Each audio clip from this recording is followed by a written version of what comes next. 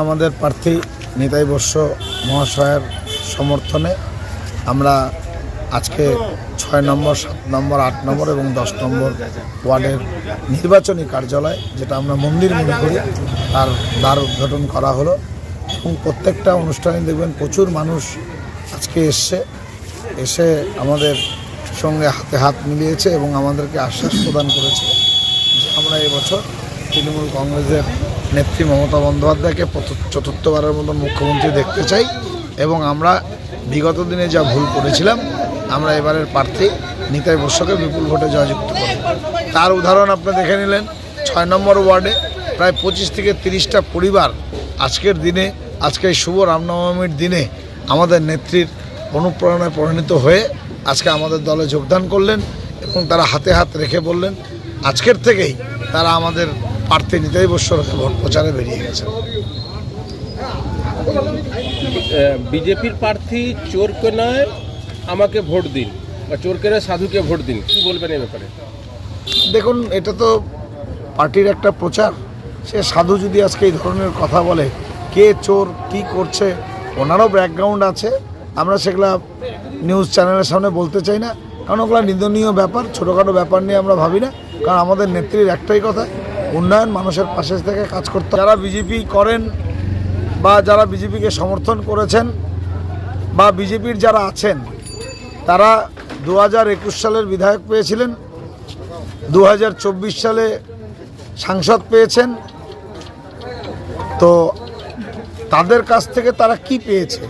কালিয়াগঞ্জের কোনো ডেভেলপমেন্ট, রাস্তাঘাট থেকে শুরু করে পানীয় জল থেকে শুরু করে কোনো কিছু আপনারা দেখতে পারবেন না, এবং সাধারণ মানুষের পাশে থেকে যে কাজ করা যায় তারও কোনো দৃষ্টান্ত ওনারা দেখাতে পারবেন না।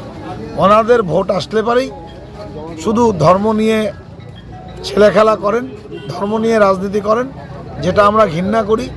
আমরা জানি পশ্চিমবাংলার মানুষ, আমরা হিন্দু মুসলিম সব ভাই ভাই, জৈন খ্রিস্টান, আমরা একসাথে থাকতে চাই। আমরা একে অপরের কাঁধ দিয়ে ভ্রাতৃত্ববোধ রেখে আমরা চলতে চাই।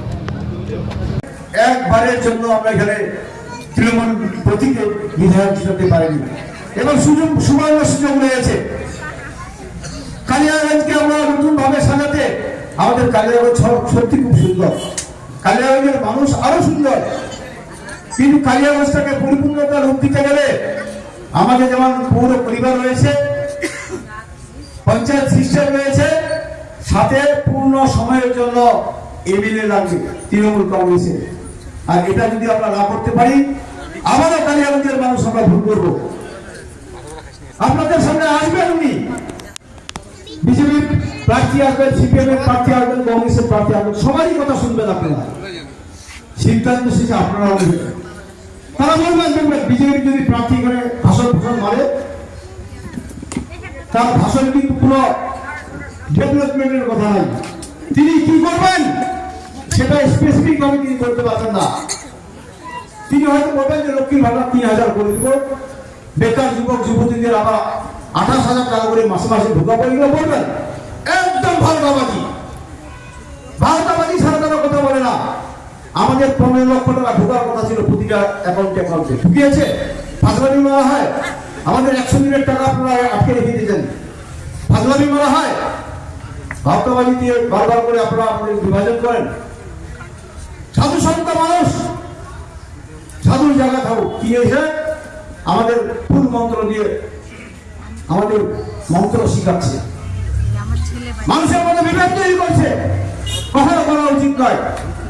একজন এই জায়গায়, এই প্ল্যাটফর্মে যারা প্রতিদ্বন্দ্বিতা করে, কখনো এই আমাদের সমাজকে বিভাজন করা সমীচীন নয়।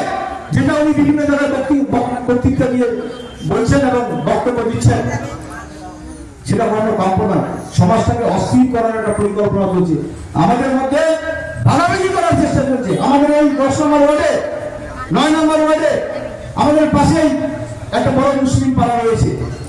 আমরা এখানে হিন্দুরা আছি, সনাতনী মানুষজনেরা আছি, এদিকে গির্জা রয়েছে, এদিকে মসজিদ রয়েছে, আমাদের মন্দির রয়েছে। আমাদের কখনো কোনো সময় কোনোদিন অসুবিধা হয়নি, একসাথে আমরা সবাই ভালো আছি। কিন্তু ওনার বক্তব্য শুনবেন, কি করবে কোনো প্ল্যানিং নাই। আরে বাপু, দিল্লিতে তো তোমার সরকার আছে, টাকা তো তুলে নিয়ে যাচ্ছে তোমরা, তাহলে কালিয়াগঞ্জের জন্য কি করলা? সেগুলো বলো না তোমরা। সেগুলোর কোনো বক্তব্য নাই। তিনি শুধু আমরা হিন্দু, হ্যাঁ কথা হবে। আরে বাপু, আমি তো হিন্দুই, আমি কি মুসলমান হয়ে গেছিলাম? একদম ভারতবাদীকে পা দিতেন না। তিনি একটা গেরুয়া বসন পরে মাথায় পাগড়ি দিয়ে আর আশ্রম থেকে ঘাটটা ধাক্কা দিয়ে বার করে দেওয়া সেই মানুষটা আজকে মানুষের মধ্যে বিভাজন তৈরি করেছেন। আপনি ঘুরে আসুন আপনার সেই পরিধান, আসুন আমার মতো স্যুট প্যান্ট পরে আগে পাগড়ি ঘুরে রাজনীতির ময়দানে আপনাকে দেখাবো। আমি পরীক্ষিত, বিপদে আপদে 24 ঘন্টা মানুষের পাশে থাকি। মানুষ আমাকে সিলেকশন করবে না সেটা অন্য জিনিস, কিন্তু আমি গর্ব করে করতে পারবো মানুষকে পরিষেবা দেওয়ার জন্য এক কাপ চা খাই না।